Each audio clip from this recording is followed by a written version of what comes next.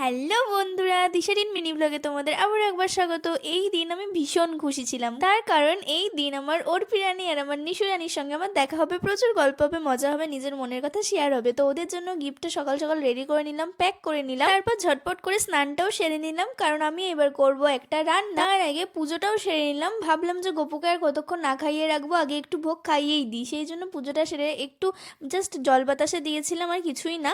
এবার গোপুসোনার জন্য একটা আমি ভোগ রান্না করব, সেটা হচ্ছে খেজুর গুড়ের পায়েস। তো রান্না করার সময় আর তেমনভাবে ভিডিও করা হয়নি, রান্নার শেষেই তোমাদের দেখাচ্ছি। খেজুর গুড়ের পায়েস করেছি আমি, আমার গোপুসোনাকে আগে ভোগ দেবো, তারপর নিজেরা খাবো।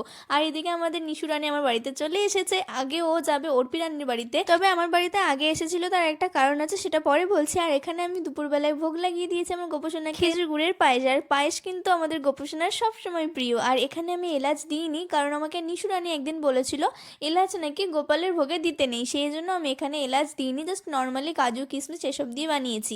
আর এখানে ও এনেছে কেক নিজের হাতে করে, আমি ওকে বকছিলাম যে কেন এত আনতে হবে, ঠিক আছে একটা দুটো এনেছিস। ও প্রচুর কেক এনেছিল আমাদের জন্য, একটা একটা করে সবার জন্য আলাদা আলাদা করে এনেছে। আমাদের বাড়ির জন্য পুরো একটা বড় এনেছে, আবার আমার ভাইয়ের জন্য একটা এনেছে, আমার জন্য একটা, অর্পি রানীর জন্য একটা। তো নিশা যেহেতু কেক বানিয়ে এনেছিল ভাইয়ের জন্য, তো সেটা দিতে আমার বাড়িতে আগে গিয়েছিল। আর এখানে আমি চলে এসেছি অর্পি রানীর বাড়িতে, আগেই নিশা চলে এসেছিল আমার অনেক আগে, আমার একটু কাজ ছিল সেগুলো সেরে আমি এসেছি।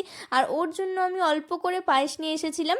আর এখানে রয়েছে, এই পাশের ঘরে রয়েছে মাসিমণি। মাসিমণিকে ভিডিওতে দেখাইনি, তো মাসিমণি বলছিল যে কেন আমাকে দেখাসনি। এটা হচ্ছে আমাদের অর্পি রানীর মাসি, দেখো কত লজ্জা পাচ্ছে। যাই হোক, খুব মিষ্টি লাগছিল। আমাকে বলছে এই ব্লগটা আমি কবে দেখতে পাবো। আমি বলছি এটা প্রচুর দেরি হবে, কারণ অনেকগুলো ব্লগ রয়েছে, সেগুলো আগে দেবো তারপর।